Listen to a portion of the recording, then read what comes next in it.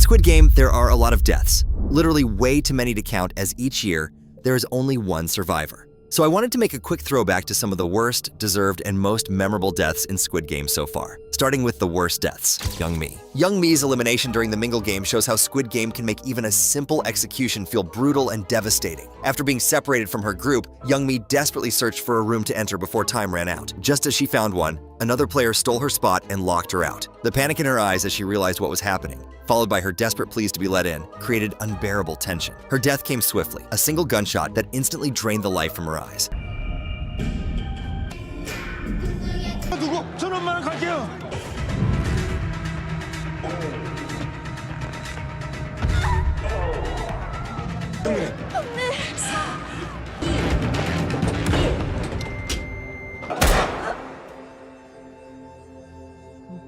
But the emotional impact stayed with fans forever. But if you think that's rough, it gets so much worse from here. Player 444. Sometimes the worst things come from the way hope is dangled and then violently snatched away. That's exactly what happened to player 444 during the red light, green light game. After being shot in the leg, he was carried across the finish line by Gi-hun and Hyunju, saved from elimination at the last second. For a brief moment, there was hope until the guards shot him anyway for being a loser.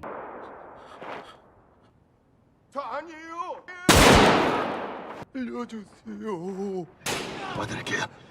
다음 신호에 일어나셔야 합니다.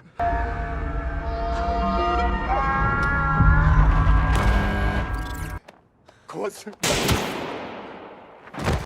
The brutal nature of player 444's death set the tone for the entire series. No good deed goes unpunished, and the game masters will always find a way to twist their own rules to maximize suffering. But when it comes to twisted games, this next death takes it to another level. Jung-bae. Jung-bae's death in Season 2 hits hard because of how abrupt and unexpected it is. After surviving multiple brutal games alongside G-Money, Jung-bae was positioned to become a hero in the uprising against the game's organizers. But just as they were surrendering and giving up, he was shot point blank by the Big Daddy frontman himself to torture Gi-hun.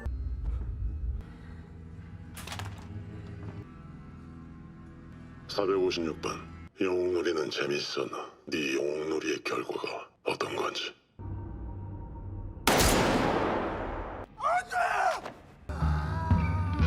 The look of shock and despair on his face as life drained from his eyes, paired with Gi-hun's screams, created one of the most heartbreaking moments of the season. There was no grand final stand, no heroic last words, just a sudden, violent end to a character who had survived so much. The mental torment this will create for Gi-hun in Season 3 is intense, but there were other sudden fatalities much earlier on. The Glass Bridge victims. The Glass Bridge game brought us some of the most physically cruel deaths in Squid Game. Players who stepped on the wrong glass panel didn't just die, they fell nearly 100 feet to the floor below, their bodies shattering on impact. When Deok-soo and Han Min-yo fell, the camera followed them all the way down, showing their bodies crashing onto the hard surface with bone-crushing force. The sound effects alone are enough to make you cringe, with the sickening crunch of bones breaking and organs rupturing upon impact. What makes these deaths even more disturbing is the buildup. The long fall gives both the victims and the viewers plenty of time to prepare for the inevitable. We see the terror on their faces as they plummet, knowing exactly what awaits them at the bottom. It's a form of psychological brutality layered on top of the physical cruelty. So that one's really bad, but now let's take a moment to talk about a death that shows a different kind of cruelty. Player 271. Some deaths in Squid Game aren't just brutal because of how they happen, but because of why they happen too. Player 271's death perfectly captures this idea. During a lunch break, when food was already rare, Deok-soo and his gang took more than their fair share, leaving others with little to nothing. Player 271, driven by hunger and seeking fairness, confronted the bullies. When he accidentally broke Deok-soo's glass bottle, what followed was a savage and entirely unwarranted beating. Deok-soo slammed him mercilessly, keeping it up even after player 271 stopped fighting back. 당신들 뭐야? 왜 남의 거 가로채는 건데? 아, 이거 아저씨 거야? 아저씨 이름 뭔데? 때문에 깨졌잖아, 이 개새끼!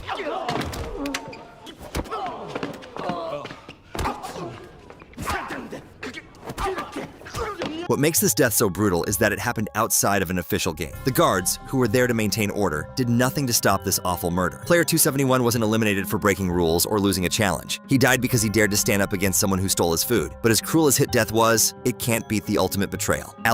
Ali's death might not seem that brutal at first glance. It was a simple gunshot to the head, standard for the losers in Squid Game. But the true cruelty of his death lies in the events leading to it. After winning the marbles game against Sang-woo fair and square, Ali was betrayed in the most heartless way possible. Sang-woo convinced Ali to hand over his winning marbles, replacing them with stones and leaving Ali to die. 그 주머니 그렇게 들고 다니면 위험해. 어때? 이러니까 훨씬 더 안전하겠지. 형!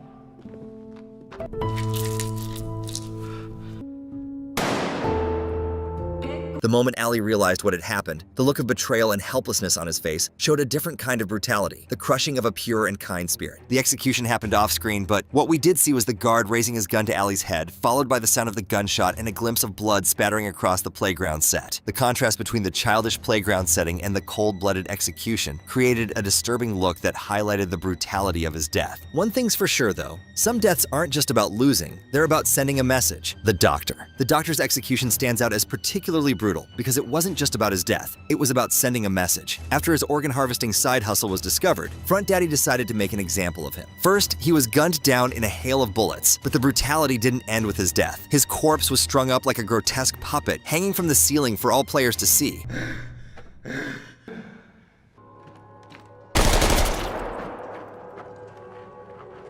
여러분께서 보시는 것은 자신들의 이익을 위해 이 세계의 규칙을 어기고 나아가 이 세계의 순수한 이념을 더럽힌 자들의 Blood dripped from his wounds, creating a crimson puddle on the floor below. The psychological impact of this display was just as brutal as the physical violence. It was a warning to the other players. This is what happens when you break the rules. The Doctor's death wasn't just an elimination. It was a spectacle designed to instill fear, showing how the Game Masters could not only take your life, but also deny you dignity, even in death. But there are far worse ways to go than being made an example of Thanos. Thanos went out with a bang, but a way more painful one. After harassing Minsu in the bathroom for voting to end the games, Thanos found himself in a life-or-death struggle with MG Coin. Just as the rapper was about to choke the life out of his crypto-obsessed enemy, MG Coin jammed a fork straight through Thanos' throat. Blood gushed from his neck like a waterfall, spraying across the bathroom tiles and creating a massive pool around the men.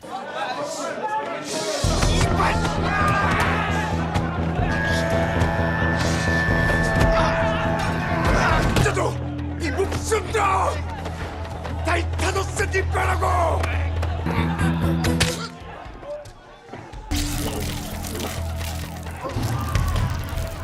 But that's not even the worst part. Despite having his jugular ripped open, Thanos refused to die quickly. In a show of his raw willpower, he continued to crawl after MG Coin, leaving a trail of blood as he did. The gurgling sounds as he tried to breathe through his own blood, the desperate clawing at the floor as his strength faded, and the crazy amount of blood lost made this one of the most disturbing deaths in the entire series. Thanos died as he lived, messily and stubbornly refusing to give up. But his pain is only a piece of the misery the next group on our list felt, the Midnight Brawl victims. When the lights went out in the dormitory and all rules were paused, players instantly turned on each other out of desperation. The darkness was pierced by screams, the sounds of fighting, and the thuds of bodies hitting the floor. When the lights came back on, the room was a bloodbath. One player had been strangled with bare hands, his face purple and his eyes bulging. Another had his head bashed against the wall repeatedly, leaving a smear of blood on the concrete. Several others had been stabbed with makeshift weapons, their bodies lying in pools of their own blood. What makes these deaths so brutal is their anonymity. We never learned these players' names or stories. They died in darkness, killed by fellow players who saw them as nothing more than obstacles to be eliminated. The casual ending of human life, the reduction of people to numbers, creates a brutality that goes beyond the physical violence of their deaths. But this was something planned in advance. It wasn't a spur-of-the-moment act of darkness. The next death is way darker. Kang Sae-byuk. Sae-byuk's death merges suffering with betrayal in a way that few other eliminations do. After barely surviving the glass bridge game, she was seriously injured by shards of glass when the bridge exploded, which wasn't even intended. What followed this was hours of silent suffering as she tried to stem the bleeding from a deep wound. The camera didn't shy away from her pain, showing close-ups of her blood-soaked clothes and her grimaces as she tried to treat herself without proper medical help. Just when it seemed she might get assistance, Sang-woo took advantage of Gi-hun's absence to slash her throat cruelly. The sudden, violent end to her slow suffering created a brutal end to her story. After fighting so hard to survive her injuries, she was eliminated not by the game, but by another player, one she trusted. But as horrible as her death was, at least it didn't last too long. Our second place spot can't say the same. Mr. Kim. When the recruiter caught Mr. Kim and Woo-seok following him, he turned their private investigation into a sick form of entertainment. After capturing them, he forced them to play Russian roulette, loading 5 bullets into a 6-chamber revolver. Mr. Kim's death was brutality in the cruelest form. Strapped to a chair, gagged, and sweating profusely, he had to endure multiple rounds of a game designed to build fear to its highest levels. His muffled screams, the tears streaming down his face, and his useless struggles against his restraints created an atmosphere of pure dread and misery. When he finally sacrificed himself to save his friend, the gunshot that ended his life was almost a mercy compared to the torment he'd been through. What makes this death so horrific is the stretched out torture. Mr. Kim knew he was going to die. die. He spent his final moments in terror, unable to escape or fight back. The recruiter deliberately dragged out his suffering, taking pleasure in his fear. It was cruelty for cruelty's sake.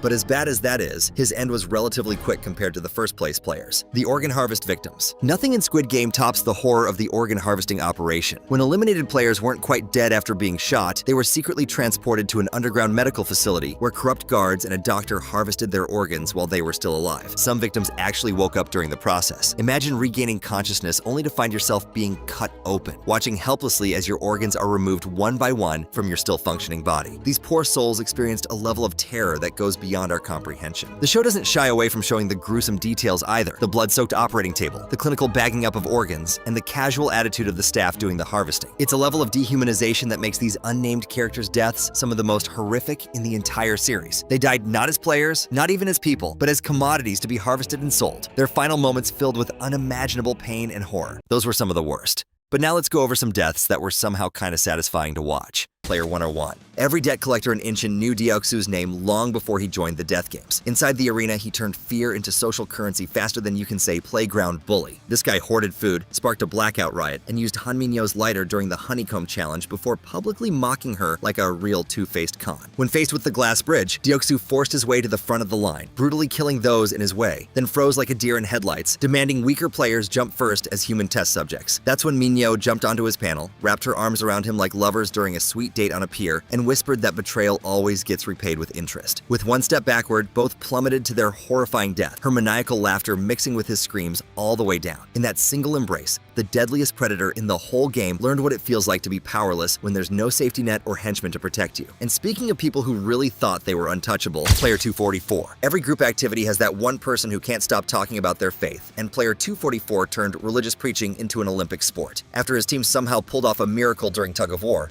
instead of helping teammates up from near death, this guy stands there shouting scripture like he's at an especially intense Sunday service. Now, there's obviously nothing wrong with being thankful to a creator, but his attitude really put fans off, acting holier than thou in some cases. Back in the dorms, he got even worse, throwing around verses of scriptures and promising anyone desperate enough to listen that faith alone would carry them through to victory. When contestants reached the glass bridge game, Player 244 decided this was the perfect moment for lengthy prayer sessions before each jump. Never mind the timer ticking down that could result in everyone's execution if they don't finish in time. When Player 151 finally lost patience and tried pushing him forward, 244 responded aggressively, spinning around and knocking the guy onto the next set of glass. As 151 fell to his death, 244 grinned like this was some messed up form of divine justice sent down just for him. But what goes around comes around, as just a few steps later, Player 407, desperate not to die because of this holier-than-thou attitude, threw Player 244 forward. Down went the preacher through real glass, his final sermon cut short as he disappeared into the endless darkness. The sudden quiet afterward brought more peace than all his crazy preaching ever did. If annoying sermons don't get you wishing for death, an egotistical rule follower is bound to do the trick. The recruiter. A charcoal suit, fancy briefcase, and a stack of envelopes transformed this slick salesman into the game's first point of contact. His simple rule, that one loss equals one slap, taught potential recruits for the Squid Games that humiliation grabs attention faster than simple cash ever could. 3 years after Gi-hun's victory, the same recruiter resurfaced, still fishing for desperate souls in subway stations to whisk away to the deadly competition. G-Money tracked him down and took part in a crazy game of Russian roulette in exchange for answers about the shadowy organization that runs the games. The recruiter grinned, spun the revolver cylinder, and welcomed the adrenaline rush of the match. The empty chamber clicks repeatedly until one deafening bang paints the wallpaper. Sold risk masked as false hope to countless desperate contestants finally tasted his own medicine, discovering that, eventually, the game always takes a toll. But he's not the only dogmatic follower who got what was coming to him. Player 278. Every villain needs a right-hand man, and Player 278 served as Deoksu's backup muscle throughout the games. Throughout the games, he's getting progressively more arrogant, but it doesn't change his life until his final match. During the marble game, 278 actually gained an early lead against his boss, whom he teamed up with, and he began to tease him. But when Deoksu got mad and demanded they switch rules mid-game, the loyal henchman made a fatal mistake in agreeing due to his boss's anger. Luck flipped instantly, since the next toss nudged a stray pebble that rolled Deoksu's marble into the hole, meaning that he won the game. Guards raised their rifles, ready for the execution. In a moment of fight or flight-based panic, Player 278 freaked out and sprinted toward a side alley, slammed into a dead end, and screamed curses as bullets tore through him and sent him to meet his maker. The man who enforced terror with his bare hands suddenly realized all that muscle meant nothing against a simple game piece and time limit. Not all deaths fled only to hit a dead end where Front Daddy and a group of guards walked in. That intimidating mask shone as the worker and doctor were reminded of rule number 1, fair play for all contestants, before a firing squad of guards eliminated him. To really drive home the cheaters never prosper message, His body was strung up in the main stairwell alongside the guards who helped him, swinging like a gross warning sign that cheating always costs severely in this game, and that there is no way to beat the system. But his death wasn't quite as satisfying as the one who fed him information.